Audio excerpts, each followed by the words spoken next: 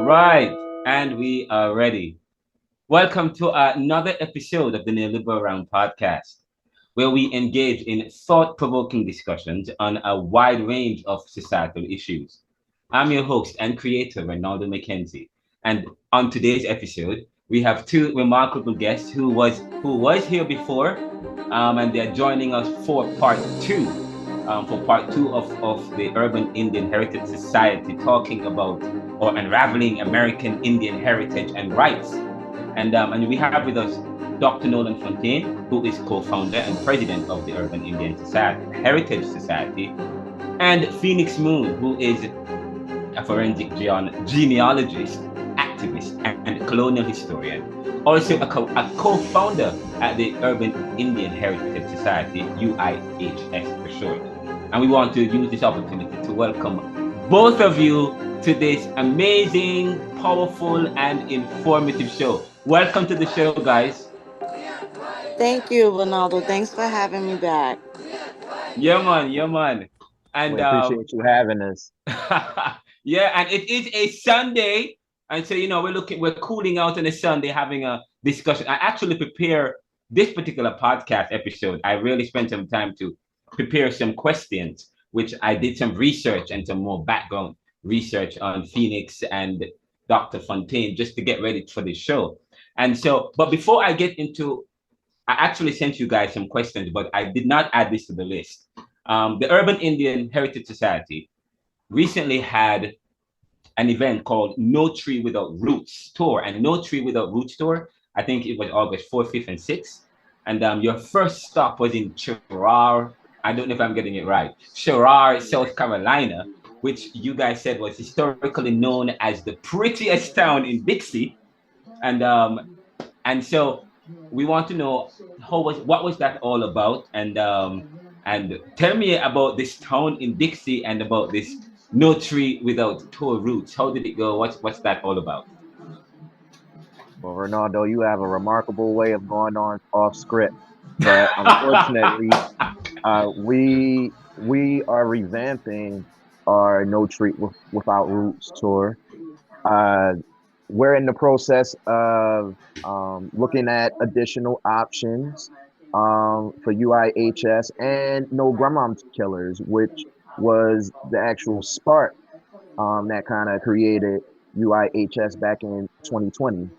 Okay. So we still have South Carolina, Sherrard, prettiest town in Dixie, still under consideration. And as you know, with the beginning of the primary season, the Democrat and Republican primary season, we're working very closely with our colleagues with American Indian political party, Yeah. just to shore up and safeguard what would actually be the best spot to have our launch and kickoff.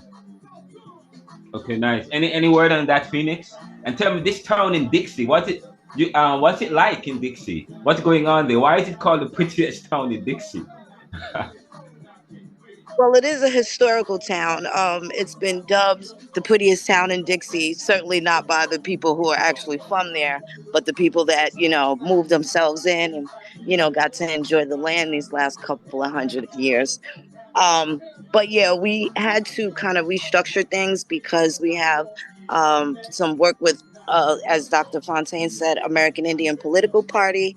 And the first candidate that we're actually working with is Noreen DeBlanc, and she's out of District 7, parish council woman for Louisiana in St. Tammany's Parish. So we are looking forward to that. She will be the first American Indian woman of color in that seat in the state of Louisiana, if I'm not mistaken. So Okay, we're looking nice. forward to that. So we kind of had to pivot from the event. And we're going back to the original formula. No Grandma Killers. We've been out for years. And we did the touring back since 2018. And we actually worked through the pandemic as best as we could. When Georgia was the first state that opened up, and that's where we had kicked the tour off before. We had people coming from all over the country with their families, from great grandmother down to the great granddaughters, driving from Arizona to Georgia. Like, we had a really great turnout, and it's consistent. The same people, they'll show up to one event, they'll come wherever we are. Great, thank you so much. And I'm going to actually go back to ask me about this no grandma killers, but I'll get back to that in a second. My second question was that the last time you guys were here on the show, Dr. Fontaine, you discussed a petition regarding the classification of American Indians under the American Inclusion Act, or regarding this American Inclusion Act. But I might be a little bit off, but you can correct me. One signer mentioned their family being misclassified as colored, resulting in a loss of identity. And according to the signer on the change website, she says, or I don't know if it's a he or she, but the comment is, and I quote, "I'm signing because I have documents stating my family are Chitimacha. My family was misclassified as colored, and now my kids and family don't know who they are." Now, could you provide us with an update on the petition and the progress you're making? And if you have any insight on this particular story mentioned by this person who's indicating why she or he is signing? Absolutely. To give a real-time update of the petition, our current metrics of the petition are 8521, so 8,521 signatures. Our next milestone that we are aiming for is 10,000 signatures. So we are less than 1,500 away from that goal. So, for all the listeners of the NeoLiberal podcast, we're asking if you could please sign, read, and of course share amongst all your networks regarding the individual who expressed that their Chitimacha lineage and that their progeny and their children or grandchildren have been misclassified through the use of what I call MBC, Negro, Black, or Colored designation. Wait, say it again. MBC is what? Yes, Negro, Black, or Colored. Okay. As well as mulatto is a designation that some American Indians use. But with that, right, that individual definitely seems as though that they know not only their racial or national identity, which is American Indian, but also their ethnicity, which would be their respective tribal lineage, which in that case would be Chitimacha. So those types of occurrences and omissions have definitely created an interesting kettle of fish for folks who are American Indian and have been misclassified through the use of different government instruments, whether that be the census, whether that be military records, whether that be death certificates or birth certificates. Those are all ways that institutional misclassification happen a lot of times to American Indians. I did want to pivot real quick regarding the petition to highlight some of our rather VIP names. Yes, I was going to ask you because I think Chief Heller, formerly Kyrie Irving, he's supporting the Urban Indian Heritage Society, and there might be others who have even changed their names. Tell me about that a little bit. Absolutely. Not only has Chief Heller, also known as Kyrie Irving, has not only shared it once, but he has I don't think it's retweeted, but reshared it twice on the X, formerly known as Twitter platform. Yes. We also, I would also like to highlight Mr. Hawthorne James. If folks are familiar with the movie The Five Heartbeats, Big Red Davis, also known as Hawthorne James, was a supporter of the petition. And also a few months ago, former presidential candidate Dr. Cynthia A. McKinney also supported the petition by not only resharing via X, but also signing it. Oh, So nice. we have a lot of we have a lot of support um, within multiple realms, whether you're talking politics, sports, entertainment, and over the next few weeks, as we near our 10K mark, we feel as though that it's only going to gravitate more attention from those VIP individuals. And what's the probably Phoenix could step in real quick. What's the ultimate goal again of this petition? Where are you taking it? What's going to happen after you have gotten all the votes that you need? What happens next? Well, we like to call it straightening, right? Where we have this conversation with Congress and we finally get to shoot our shot, so to speak, Yes. right? People haven't spoken about this and we haven't had representation. We know it's not, I won't say it's not a lot of us, but it's plenty of us. And as people are coming into more information regarding their family, it's going to just grow from there because it's about the families. I'm not the only Indian in my family. So when we created the petition, I have 200 first cousins, 200 of my people signed that petition. My parents signed a petition, right? So that's the basis of the conversation that we need to have in front of Congress. We have a list of grievances, things that would require them to at least hear about us seeking restitution for some of these things that have occurred. And definitely we want to make sure that it's acknowledged in law what's actually happened over the course of these years, specifically since 1968. That we don't even have to go back so far. 1968, Public Law 90284 was introduced via the Civil Rights Movement, but the actual act itself encompasses rights of Indians. That's who Martin Luther King was. That's who Coretta Scott was. That's who Jesse Jackson is. That's who Al Sharpton is, even though they don't admit to it. That's a title and a different dual citizenship that they have within the Cherokee Nation that they don't speak about. And just so you know, we are live on Facebook. And for those of us who are joining us on Facebook, this is part 2 of the interview with the members of the Urban Indian Heritage Society, Dr. Nolan Fontaine, and of course, Miss Phoenix Moon. And they're talking about the Urban Indian Heritage Society, their challenges, their successes, and providing an education and awareness around this misclassification and the importance of reclaiming heritage and the conversation that we need to have in order for this reclaim.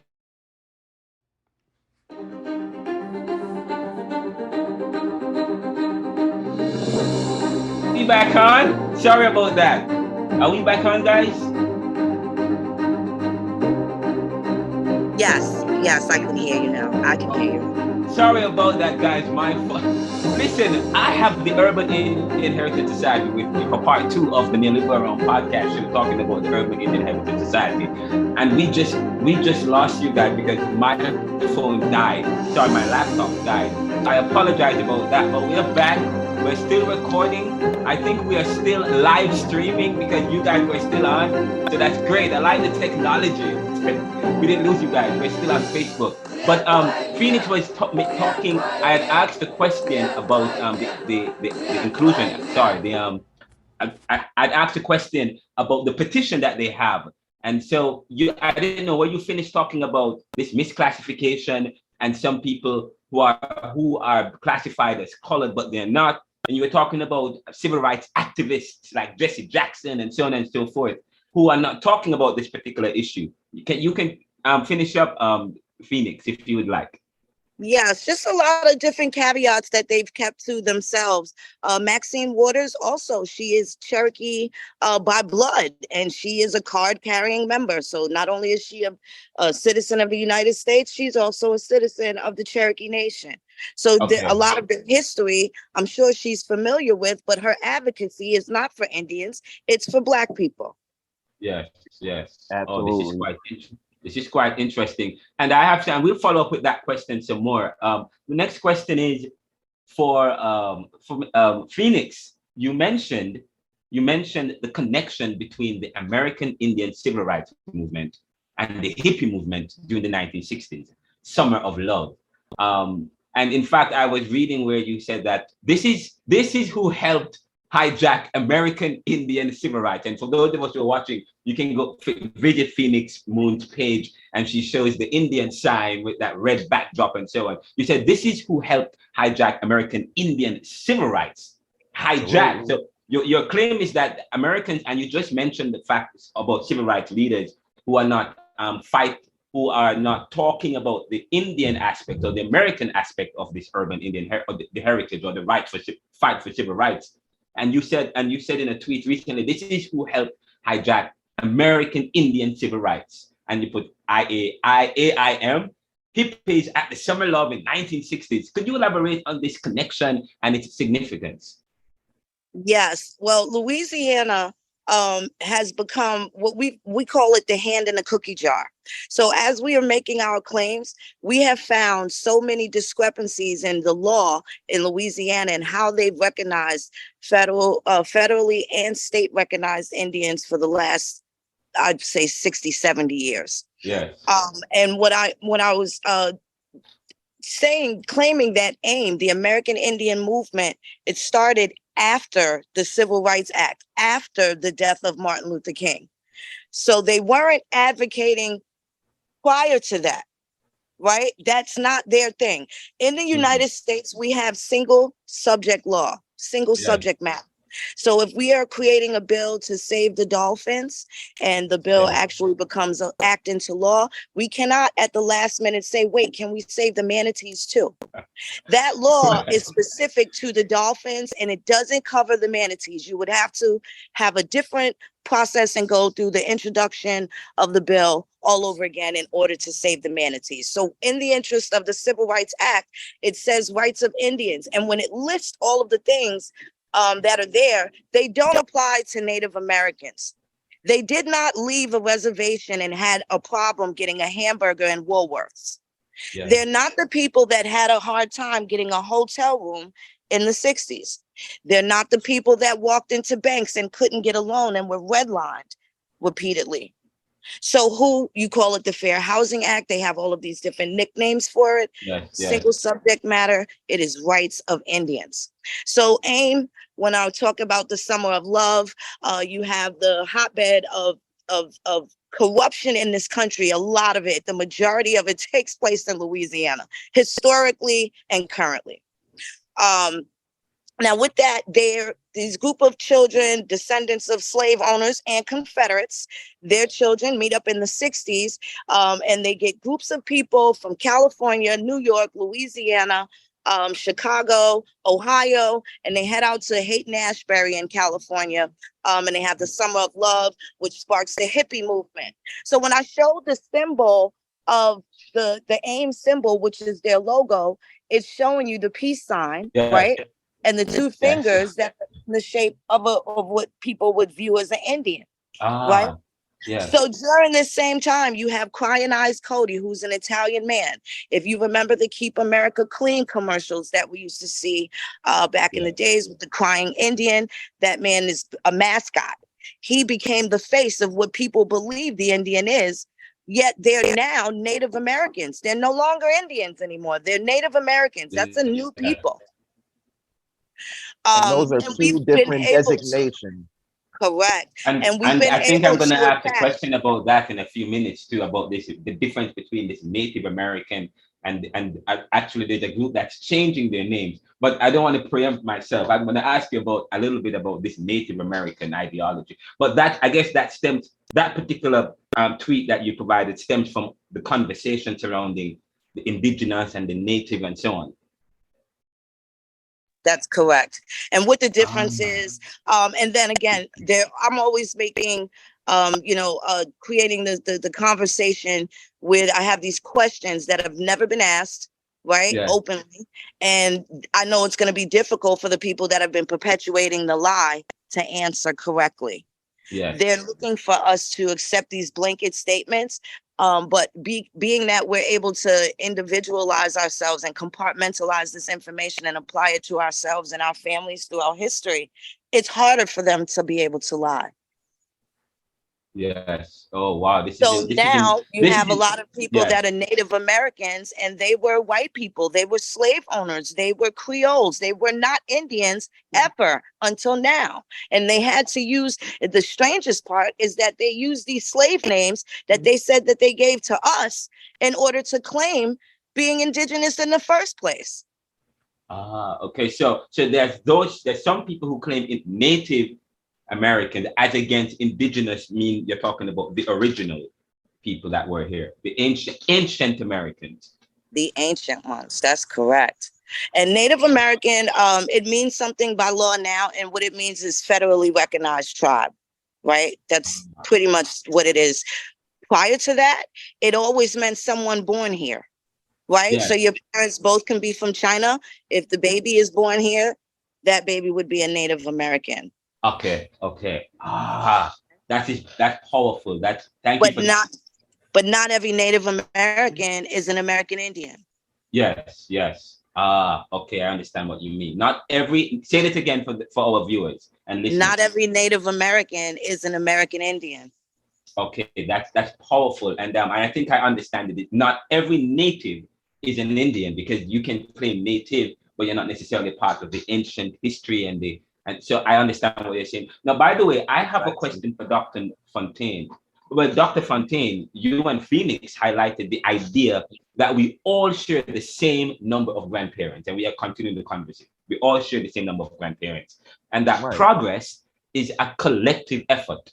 Now, we all have the same amount of grandparents based on the tweet. It took the same amount of give me that gutters here. Give me that gutters here. That's from Phoenix, of course.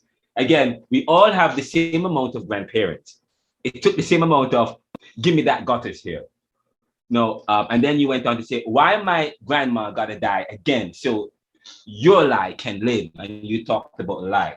Could you both of you probably could expand on this concept and its implication about this give me that goddess here and this whole why my grandmother gotta die again so your can live and can so your lie can live. Tell me a little bit about that.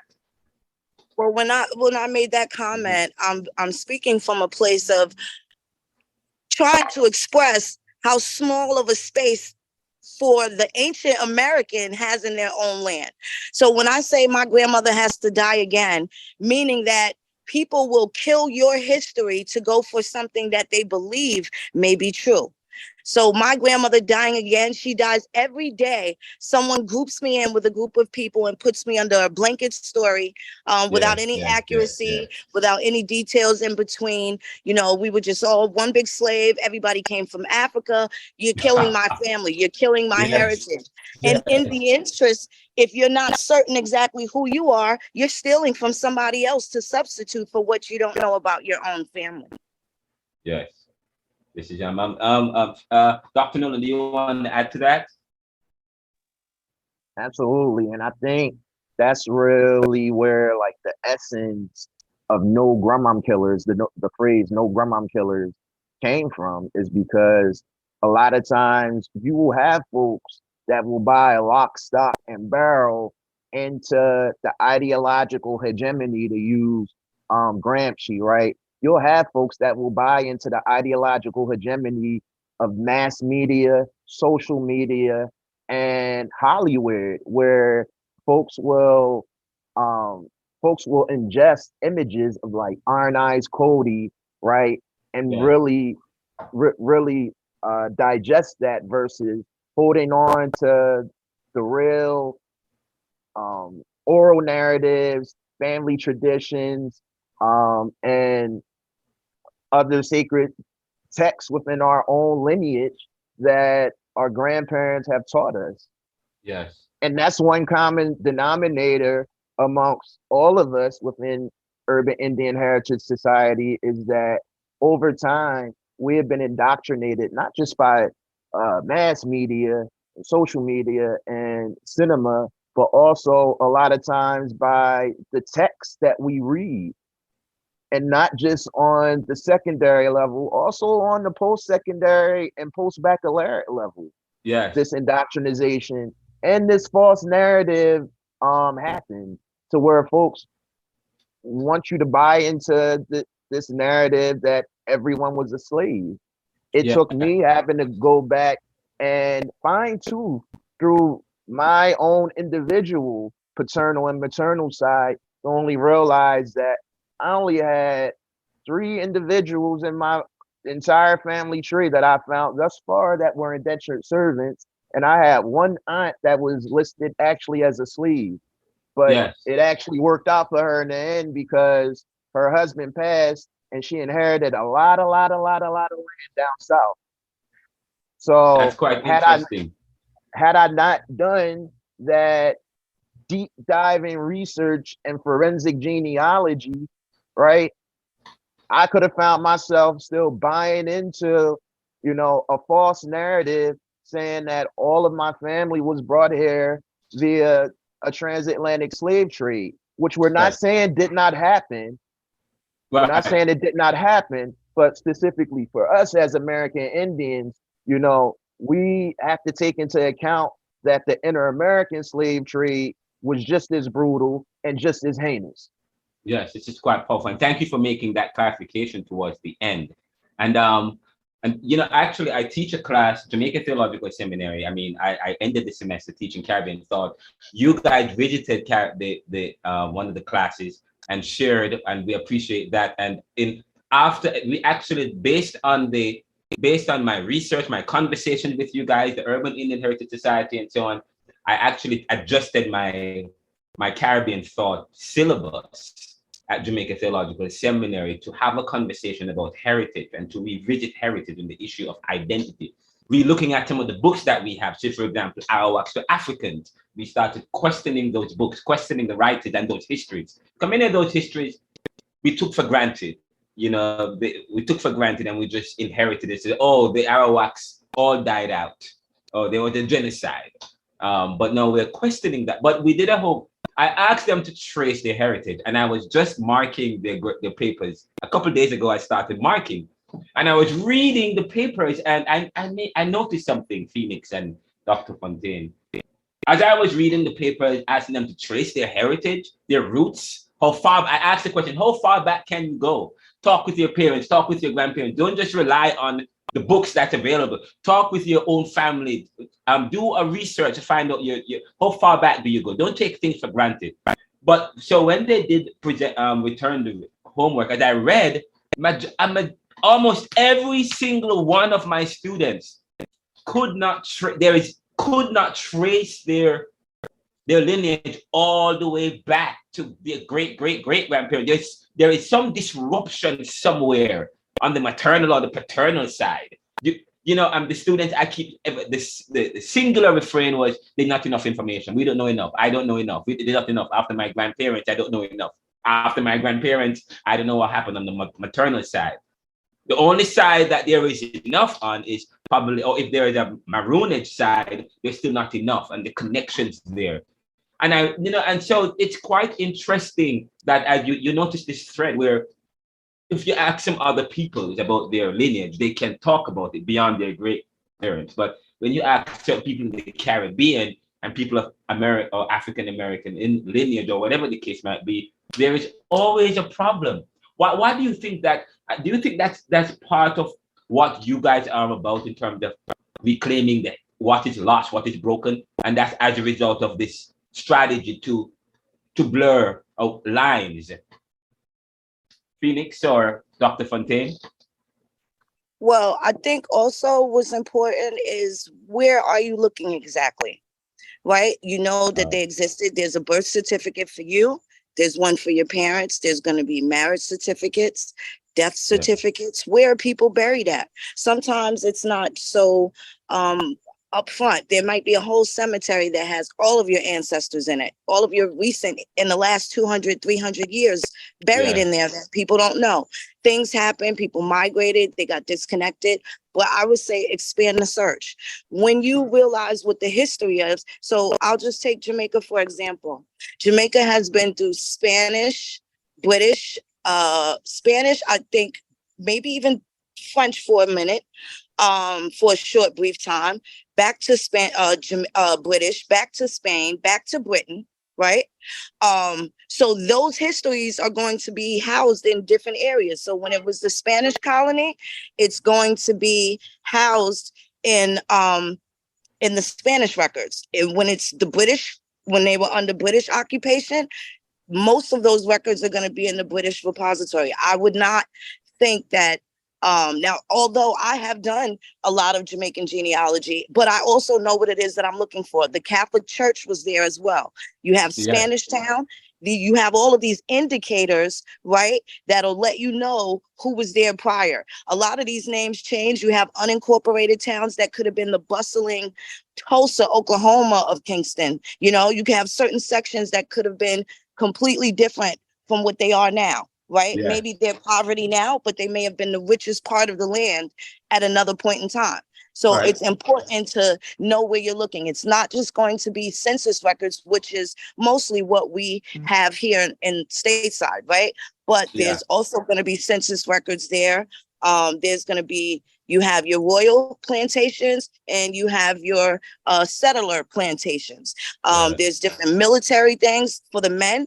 Always look at the military records. One of the most fascinating things historically that are easy to get to are the records for the military. Jamaican Regiment has been all over the world, and they have probably one of the longest standing armies that I've seen recorded. I'm talking pre-Revolutionary War up until now. Yes. So there is going to be a good documentation, a bit of documentation that gives you clues. If there were migrations, of course, some people left and moved to Europe in the 1930s and 40s, right? So those records are going to be housed there. Also, there's collateral lines. So we look for generally the direct grandparents, right? My mother, my mother's parents, my mother's parents, and so on and so forth. Also, which is important, are the collateral lines, my mother's siblings. So for the documents that I may not be able to find for my grandparents, I can find something that my grandfather's brother is on, right? So those are also clues. And it's not something that you can have overnight. You're going to do overnight. I've been doing this since I was 12. I'll be 50 next year. I've been doing it before the ease of ancestry, when we had to get microfilms and, you know, the old itchy paper with the fleas and stuff, you know, white gloves. They didn't have a lot of access. So, and then you have to find out the time frame for when they release records or when they'll be uploaded. And it may take some sleuthing. You might have to go to the parish. You might have to go and look at the Catholic Church records.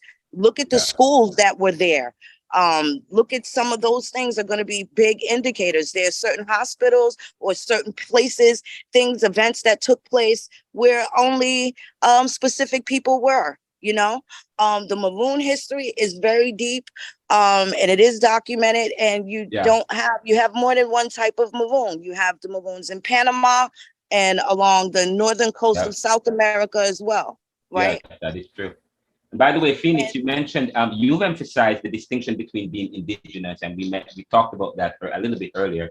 The distinction between indigenous and being a native, and you tweeted, "Sheesh, we got to be careful saying indigenous because that means you came without or with nothing. You came with nothing." My Look folks, at the root word, indigene. Yes, and you talked about the old allovum came indigena in Old English law, and you said that a subject born within the realm or naturalized by an act of parliament, and you referenced that. In fact, you retweeted a story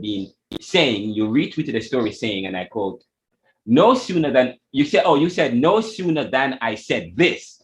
No sooner than I said this." There is a story in Atlanta that talks about the Native American Journalists Association is aiming to become more inclusive as its members vote on whether to rebrand as the Indigenous Journalists Association. For persons who don't know about what's going on with this in Atlanta, the Native American Journalists Association is aiming to become more inclusive as its members vote on whether to rebrand as the Indigenous Journalists Association. Listen to the inspiration, a move inspired in part by evolving trends in cultural identity. And I don't know if Phoenix Moon and the UIHS is part of that, because they've been talking about this. And here we have this group now changing their name. Now, the group with more than 950 members, mostly in the US, is expected to approve the change at its annual conference this week in Winnipeg, Canada, voting on the name as well as branding that would replace a feather with some other logo, and so on and so forth. But and so the NAJA wants to foster inclusion with Indigenous journalists there as well in Alaska and Hawaii, since Native American is a modern alternative for American Indians. So the story goes on and on and on. So could you give us a little bit deeper into the distinction and its importance in today's context? And what do you think about what's going on with the American Journalists Association, Native American Journalists Association changing their name? I like to push back real quick before Phoenix jumps in and on the statement that Native American is a modern alternative for American Indian. Those are two diametrically different taxonomies. Okay. Right. And for them to say that and to be considered journalists, I would want to speak with their president vis-a-vis, face-to-face, to get an understanding of how they came to this place in space. I understand that they may have colleagues, as you said, their annual conference will be held in Canada. So I'm very aware of the different classifications, terminology, and taxonomies that folks in Canada, identify themselves as, whether that be First Nation, whether that be Aboriginal, or whether that be Indigenous. And at the same time, if we're staying true to our identity here in America, and if they are primarily made up of Native Americans, not American Indians, I think it would be good if they just kept that and stayed true to it versus changing it for the sake of, I think you said, changing cultural trends. Yes, cultural trends in terms as it relates to cultural identity. So I guess they're broadening their term, but yes, so that's quite. Yeah, I would love to also. We're going to reach out to the NAJA, see if anyone can come on and speak with us here at the NeoLiberal, find out about this, and pose the question that you have. Yes. Yeah, we love to sit back on with them face to face. If you could set that up, go ahead, Phoenix. Yeah, definitely, Phoenix. Yes. Well, I'm just gonna say there may be some things that there's absolutely a discussion that could be had, but I know for sure it's okay to say Indigenous, right? Even though it's kind of like that word is still kind of being taken away right now, right? So one thing that they're not going to be able to take away is ancient. Okay. Right? It used to be Aboriginal, but now Aboriginal is applied to specifically Pacific Islanders, New Zealand, right? There's also this instance with the misclassified Hawaiians. They're native Hawaiians. They're not the real Hawaiians anymore. They're not the people that were related to Kalani, right? Are they her kinfolk? Those people would have been, had that relativity. So now the same thing that's happened to us has happened in Hawaii as well, right? Now they have the Native Hawaiian, where people from all over the world can be a Native Hawaiian. Yes. Right. Doesn't mean that they're related to the people that are of the land, right? That's what you call just Soleil rather than just consanguineous, right? Just sanguineous, which is by the blood, and then there's by the land. Right. Thank you so much. And you were saying something, Dr. Fontaine?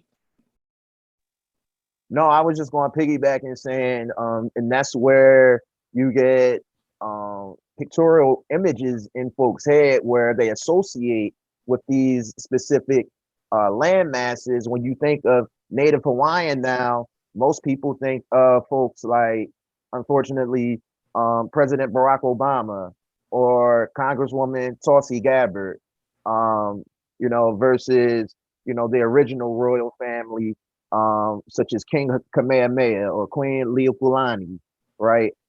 Before their kingdom was overthrown by the United States Corporation and the Dole Company, Yeah. right? So these are very um, these are very insidious games that are being played with words and terminology that are still happening in real time. Yes. And by the way, Dr. Fontaine, shifting gears a little bit, since we have you on the floor, you engaged with a tweet and discussion about Brian Babin from Texas.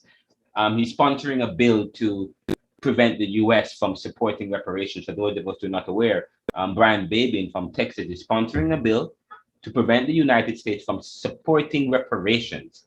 And and there is a story in First Tribe entitled African Lineage DNA, African lineage DNA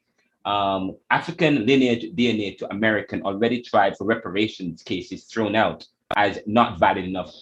That is pinned on the UIHS Twitter page. Again, the story is written in First Tribe entitled African Lineage DNA to American already tried for reparations cases thrown out as not valid enough, which is pinned on the UIHS Twitter page. And according to the article, when the topic of lineage is brought up to common tactic, is brought up about African DNA. What's not mentioned at all is African DNA to the Americas, African DNA to the Americas, which has already been disregarded as insufficient. And and of course, the article goes on to say that in 2002, descendants of African slaves filed a historic class action lawsuit in U.S. federal court demanding reparations from financial, so on and so forth. So the question for you guys is, and for Dr. Fontaine, can you provide us with some insights on this matter as it relates to its potential impact and what the UIHS is has been talking about as it relates to this classification and reclassification? Right.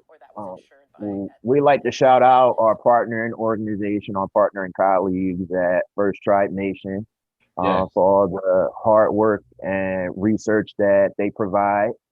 So shout out to First Tribe Nation, particularly about the reparations bill or the that was proposed. Um, One thing that stuck up stuck out for me in that is the reason why I feel that the Texas representative proposed that is Texas is a republic um, state, Yeah. not in terms of being Republican, but it is known as a republic, Yes. meaning that they have representation that is voted for by the people, and states should be able to operate how the people choose.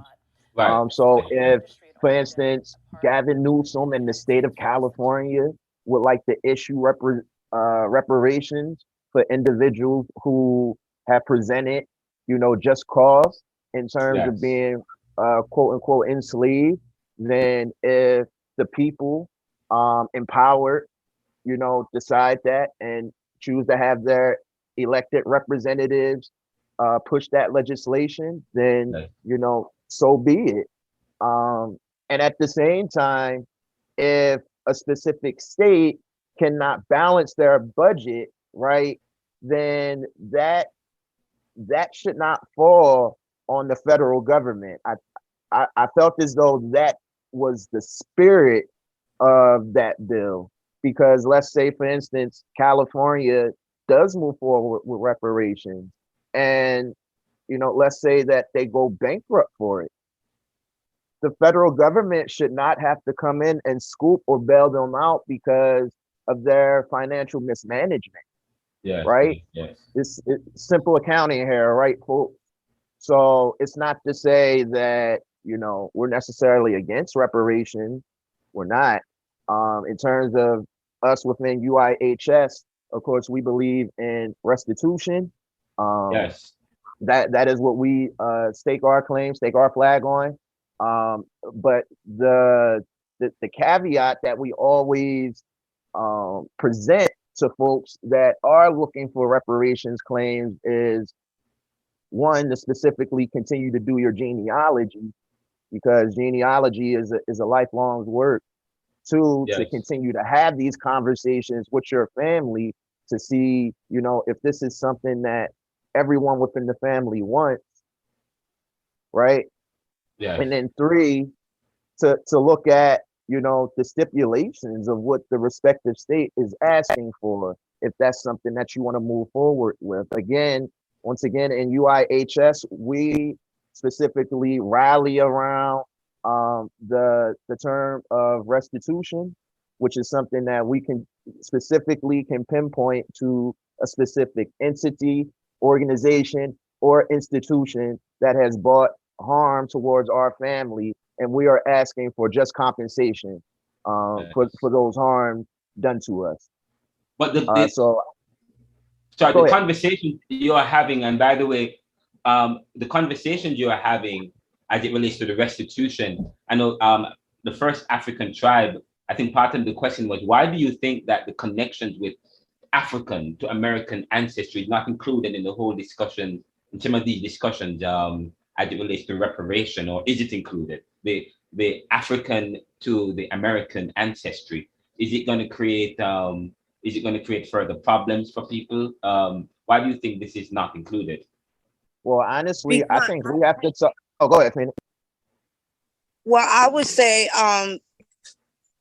Africa already apologized and had talks about reparations for their role in the transatlantic slave trade as early as 2013 that I Okay. know of. Several countries since then have come out and apologized, and they have offered reparations packages or made themselves, let me say this, they've made themselves available to talk. But as it stands, people are only concerned with being a slave here in America, Mm, not how they got here. They're okay. only fascinated with the idea of being transported from Africa with Oh, no culpability from the kingdoms over there that were actually the primary slave sellers there, right? So the movie Woman King, not only was it was well written, but it's a true story, right? But it showed something very specific, and I actually absolutely love this movie. And it's the end of the Dahomey slave trade, right? yes. But it also shows that you have the Oyo, the Hausa, and the Igbo people that combined together and joined a confederacy to perpetuate the slave trade, as the Dahomey are trying to separate themselves from it, right? Okay. So now these, of course, the Dahomey, they're now in different corporate states, right? Because there's no state called Dahomey, but there's places where we know that they have been settled for years and where these things took place. So with that being said, these countries, Benin, Ivory Coast, Ghana, Nigeria, these other countries, I'm imagining South Africa would be in there somewhere soon because their slavery just ended in 1994, right? So Yes. they've got some catching up to do, but at the same time, people have grievances. Again, if people are not certain of how they got here, that kind of hurts their story here in America for reparations, because they need to have the details. If they ask you to prove that you are an African slave, are people going to be able to do it? I think that is important. And you can't say that there are no records, because there's no car dealer that doesn't know how many cars he has in his inventory. Uh, Doesn't make any sense. okay. Thank you guys I both. like to I like to Yes. Sorry piggyback about real that. quick before we go to the next question, but I Yeah. like to bring us to an article from last year of September of 2022 that's Yes. published by communityvoiceks.com, which is online community organ, a blog for the Kansas City News. And one of the articles that it referenced is KC, Kansas City, hosts Ghana delegation for enslavement apology. Oh, And I'll read the first paragraph yeah. and Please then do. I'll Yes. connect it. It says Kansas City will play host to a delegation from Ghana on a pilgrimage to the site of the Quindaro Underground Railroad to apologize for their involvement in the transatlantic slave trade, but also to begin a new and long-lasting relationship. Now, to piggyback off what Phoenix said in regards to reparations, if individuals can make the claim that they were enslaved via the transatlantic slave trade, then why not take your reparations claim to the entity such as Ghana, who is taking full responsibility for their part in the transatlantic slave trade, Yes, yes. Oh, that's right? yeah. Not the United States, right? Yes, Why not take your claim to Ghana? Why not take your claim to Benin? Why not take your claim to former Gold Coast, yes. And right? they're also like Georgetown University just also made an announcement that it got rich off the backs of slaves and so on, and they are probably taking responsibility. So even Oh, there are and private oh, interests who are coming out saying, okay, we are responsible. This is what we're doing to give back. oh, absolutely. And not to mention the Jesuit influence that represents Georgetown, but UIHS has been all over that because many of Yeah. us American Indians also have genealogical ties to that area of DC, former Virginia, former Maryland, right? Yes. Which is all considered the Tidewater region. So we've definitely been in the nooks and crannies of that of those documents that have begun to surface at Georgetown as well. But Yes. the last thing I'll end on is regarding the reparations claim. I think folks also have to consider individuals like the pop star Grimes or Elon Musk or Yeah. Charlize Theron, all of whom are considered African American, right? Aren't if they can prove that their ancestors have been enslaved, wouldn't that be right for them to get a part of the reparation? That's a good And one. that, yeah, that's just something for all of us to think about. That is true. That is good. That's a powerful point. And I think that's part of the issue as well, the whole hybridization of society, which helps to create problems in terms of, I'm going to get to that part in a second. I want to ask Phoenix about, she brought up the term, Phoenix had brought up the term denizen, or resembles citizen, but denizen, and its legal implications. Could you shed some light on what this term means and why it's relevant in the discussions about indigenous rights? And that's for Phoenix.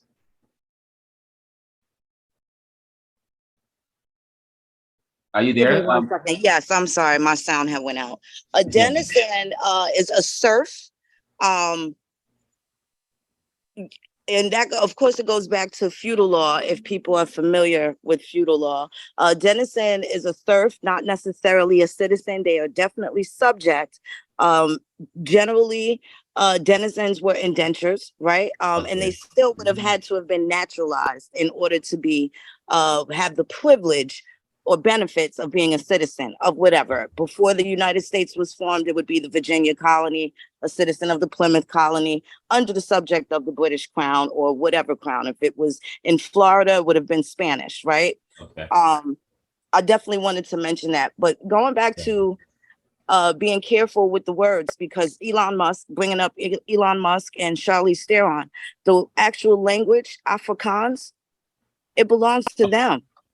Yes. The very word African, before the continent was called Africa, directly relates to Europeans. Yes. Right? So now, at some point, if they're taking back all of these other words, right? They gave up Native Indian, American Indian here, right? And we got hijacked and people are saying Native American. Now they Yeah. also did something very specific in the last couple of years. They've changed the names of all the sports teams that had American Indian names, pictures, or the likenesses of dark Indians, right? Yes. The Cleveland Indians, well, the Commanders, they now want to go back to those names, but they don't want to put that dark skinned Indian on there as the logo anymore. So you see Okay. how they're playing games, they're just shifting back and forth. It's kind of like a trading places. Yes. Even the words black and white mean the exact same thing etymologically. They're opposites in the dictionary, opposites in our speech when we think in terms of skin color and race, right? But at the same time, they both are Proto-Germanic and they come from a specific area, the very words themselves mean the exact same thing etymologically, and they are attached to Europeans who are now called Europeans. So if Scipio Africanus, those families are the progenitors of the original so-called Africans, then how do people relate back to them? Are people being honest in scope about their European ancestry? Because it's there. It would be there in order for you to exist in whatever race they made up or whatever thing, they moniker they want to give people these days. Oh, thank you. That's quite powerful. Any comments on the issue before I ask a final question from Dr. Fontaine? I have one final question. I guess it's a good fitting question, probably. I think Phoenix summarized that effectively. Yes. Chef's kiss. and that brings us to the next question, because finally, I have another question probably after this one, because I want to talk about some of your challenges, the issue with data breaches, because I heard recently you guys had a major data breach at the society, and the work that you guys do in terms of providing awareness and challenging the status quo in a sense. That exposes you to a lot of risk and threats and so on. What are some of the challenges? How are you able to overcome some of these challenges as you seek to bring about more awareness as it relates and reclaiming heritage and identity? But maybe I shouldn't ask that. Yeah, go ahead. Okay, we could ask that question. No, you know what? I'll ask that question now. What are some of the challenges you guys are facing at the Urban Indian Heritage Society, and how are you able to overcome? Well, I think at UIHS we kind of begun to take on this not just this phrase, but actually living it. We have a phrase kind of spearheaded by Phoenix where we call chewing and walking bubblegum.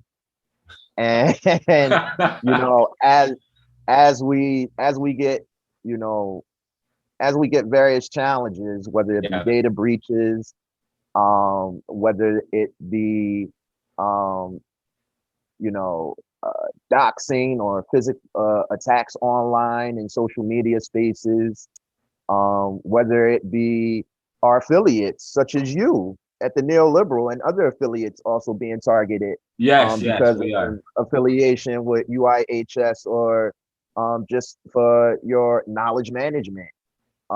These are all things that we try to be and that we continue to strive to be transparent with our members about, but also looking at innovative 21st century ways that our other partnering organizations and other institutions that we admire, how they, you know, specifically take care of their knowledge management, whether that's looking at, you know, 21st century technology.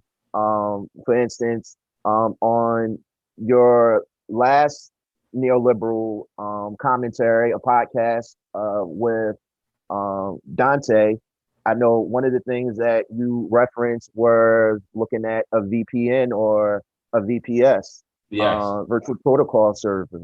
And, you know, at UIHS, if we had never talked to you, you know, that in terms of the VPS, we probably wouldn't have considered those types of tools and technologies to help scaffold us, just so, you know, we can batten down the hatches a little bit more for when this ever happens. And I think that's one of the things is preparing in case this ever happens, or in the words of Phoenix, staying ready so we ain't gotta get ready.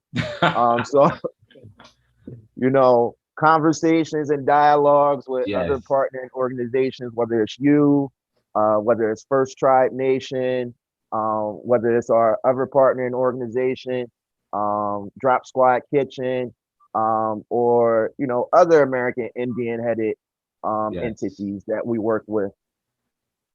I think just being real honest and transparent about what we're going through, you'll really notice that we have a lot more in common than we do, you know. More than not. Yeah. Phoenix, did you want to add anything? We're all about making popular what was the monopoly. That's your tagline.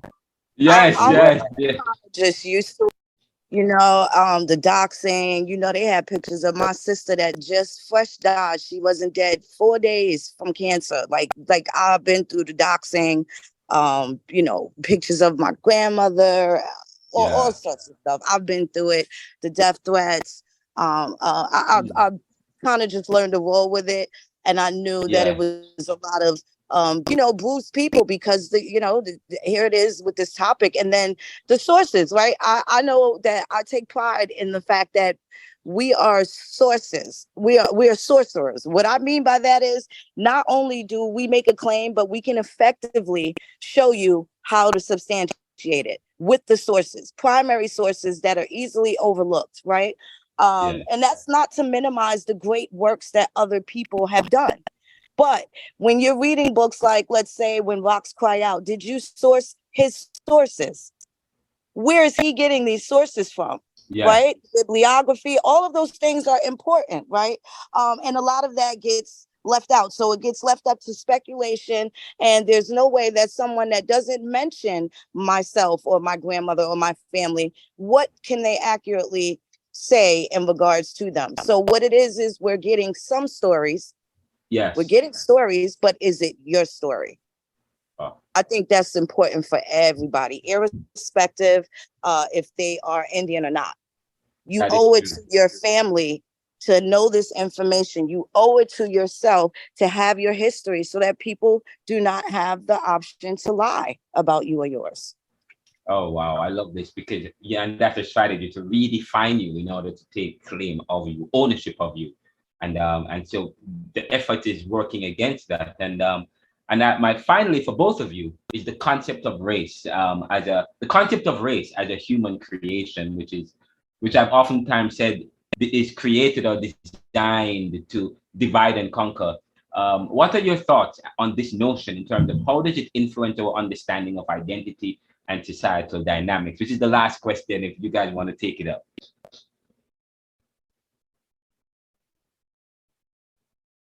Oh, go ahead, Dr. Nolan. Could you repeat that question one more time, Ronaldo? Yes, I've oftentimes talked about the issue of race being a human a creation designed to divide and conquer. Just which persons had found useful in the 1600s to justify why they are going to enslave a whole set of people and start this slave trade and so on and so forth. How does that? No, I have oftentimes said that that's not a negation against what UIHS is doing, because there are people who would think that it's a negation. It's challenging what this claim about identity. But what I've said is that people didn't really think of themselves in any particular race per se, any particular race with certain privileges until it became useful for people to do so in the 1600s. Any thoughts about this particular idea or this theory? I mean, this issue of race, whether or not it existed, and so on and so forth, and how does that speak to the dynamics or to what you are doing?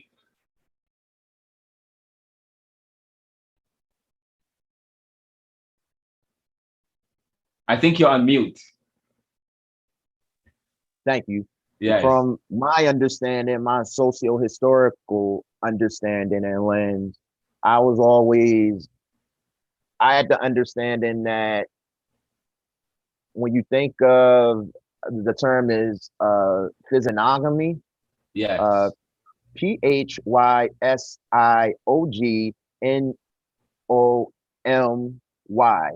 which was determining one's trustfulness based on their facial features, their countenance, their expression, but also specifically on their respective hue of their skin.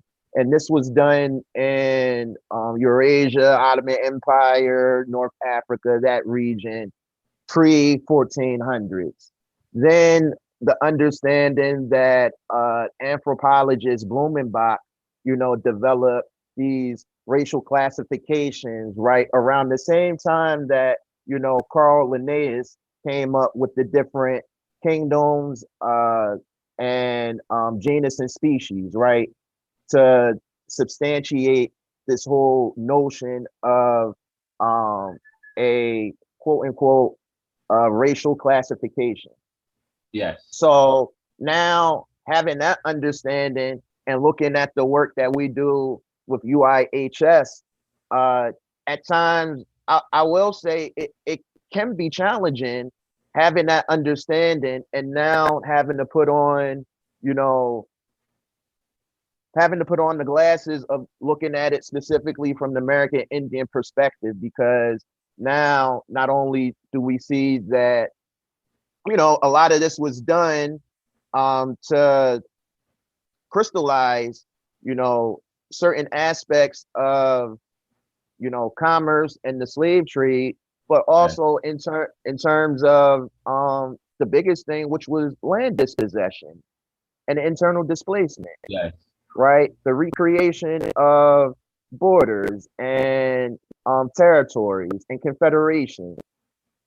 So when I look at that, those are kind of the things that pop up for me when I think about um, American Indians and this whole racial classification umbrella.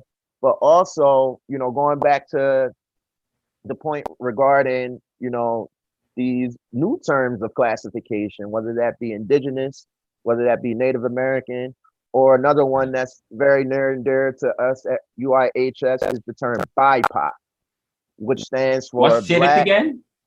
BIPOC, which stands for Black, Indigenous, and People of Color, which has Yes. become this catch-all umbrella term that once again, you know, puts individuals who classify themselves as Black or African American, Yes. Indigenous, Native American, um, American Indian, and any other person that has melanin, which is another form of erasure, Yeah. right?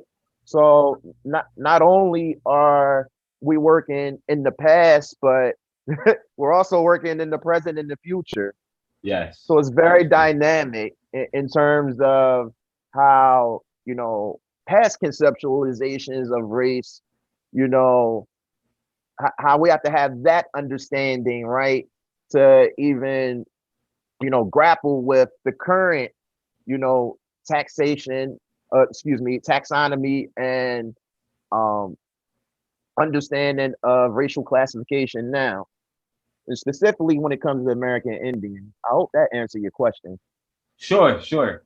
Definitely, definitely. And I don't know if Phoenix had any, I think had wanted to add to this, I'd be wrap up. But my next question will be what, as we wrap up this particular, this episode, because we're going to have some more episodes talking about what's going on with the UIHS. What is the next step for for the Urban Indian Heritage Society? What's the next big project for you guys? And what's the next big step for you guys at UIHS as we wrap up this show? Who wants to go? Phoenix. Well, next up, again, we're segueing into working in conjunction with the American Indian Political Party. I personally will be doing whatever I can to assist with the campaign efforts for Ms. Noreen LeBlanc, which would be the first. Again, we're looking to have her be the first American Indian woman of color, period, in St. Tammany's Parish on the council, making these decisions. A lot of historical trails that are there. There's big money over there by the waterways and things of that nature. So there's some things that have been going on, the nepotism and things, and we're looking to put a stop to that. She is going to be the voice of the voiceless. So I'll be, you know, pretty submerged with helping her campaign. And, you know, simply keeping people up to date on some of the other candidates and, you know, what they got going on. Very interesting things. And reason being, again, the federal recognition process was completely exposed and left open with the state of Louisiana. And that's enough for us to take that to Congress and show them what, you know, what's become of this mess, right? Without a shadow of a doubt. So, and then again, there's other tribes that are coming up. These people were white people. They were not Indians. They're not misclassified Indians. They are white people that were slave masters and Creole slave masters that enslaved Indians and Africans, right? That are now claiming to be Native American. Very, very serious. Yes, there are people claiming to be native and using and doing name changes Absolutely. to get that status stuff. Absolutely. And then I didn't one last realize that. thing. Yeah, there was a Oh, go ahead. political American political party with Miss LeBlanc running. So hopefully we can get her on the show and we can get some information about what's going on as we get ready for the 2024 political landscape. Or yes, Dr. Fontaine. And Ronaldo, once again, that is the American Indian Yes, political party, heavy on the Indian part. American We Indian. political Yes. party. And that's Go ahead. very Yes. specifically near and dear to us because we're supporting candidates like Miss Noreen, Yeah. we're very well aware, on the national and federal level that within 450 days we'll be in the midst of the 2024 election on Yes. November 5th, Tuesday, November 5th, 2024. So we're very aware of the stakes that are coming up, and we're calling all parties the carpet, Yeah. no matter what they're running for. We need to know individual stance where they stand, if they support or if they're against the Yeah. American Indian. And depending on the policies that they support, we will know. Yes. Yes. Thank you so much. And that's it for the show. And it was so powerful. Thank you guys again for coming on and sharing your perspectives. We're gonna have another show like this again. And just if you want to support the Urban Indian Heritage Society, can you help give us what your website? What's your website address? It is Urban Indian Heritage Society.org. urbanindianheritagesociety.org. Follow them on Twitter, Urban Indian Heritage Society. Phoenix Moon is on Facebook as well, LinkedIn, and on YouTube. Follow, subscribe on YouTube as well. And Dr. Fontaine is also on Twitter, and he's available as Corn Pop, and Facebook. Facebook is what as Nolan Fontaine, LinkedIn, Dr. Nolan Fontaine. Support the efforts. Visit the petition at change.org. They have a petition. Please go visit it, and you can find the petition by going on their website. If you go to the neoliberal.com as well, there is a link to the petition as well. So visit, support, learn more about what's going on in your country and how you can get involved. This is quite powerful. This is the NeoLiberal podcast, which is part of the NeoLiberal Corporation, which is serving the world today to solve tomorrow's challenges by making popular what was the monopoly. And just so you know, my next book is about to drop. Neoliberal Globalization Reconsidered, Neo-Capitalism and the Death of Nations. Check that out. And if you haven't gotten the first book, it's available all over. And we're about to go live. We're about to do some major stuff here at the NeoLiberal Corporation. But I want to thank everybody. Thank the UIHS for coming on the show. We're going to partner with them. We're going to be supporting them. We're going to be promoting the petition, and because this is important. Any more words from you guys as we wrap up? That's about it. I do. Really Yes, brief. I want to thank you. Always a gracious host, Ronaldo. I will come back anytime you invite us to. For your students, if they have specific genealogy questions, they hit a brick wall and they need any assistance, please forward them my email and just let them put, that they're one of your students or people in your collective and its subject, and ask whatever questions. I'll help them find and locate any documentation or show them where they can find the information. Oh, great. I don't have your email, so I'll probably get it from Nolan in a second. You may have given it to, but I can't find it. That would be great. And yeah, some of the students, a lot of the students, and it's not just the students, it's a lot of people are having some problems. So it would be great. Phoenix Moon and the UIHS, they're involved in forensics genealogy, and they provide some of those services and some of those support, which is instrumental in helping people to rediscover and to reconnect with their lineage and their heritage, which is quite important. And I talk about Caribbean theology and Caribbean thought is about that. It's important for us to study those subjects because part of Caribbean theology is to help to reclaim cultural identity. And when you study people, if you study Jewish societies, part of the religion they have, part of that particular religion was cultural because it helps them to maintain that connection with their heritage in a sense. So, all of this is part. this part of this conversation is quite powerful, and the work of UIHS is profound, it's pivotal, it's very important because people try to define you and then control you. So what you guys do is very instrumental to mitigate and to prevent that. Thank you, guys. I am Ronaldo McKenzie. What good? And that's the end.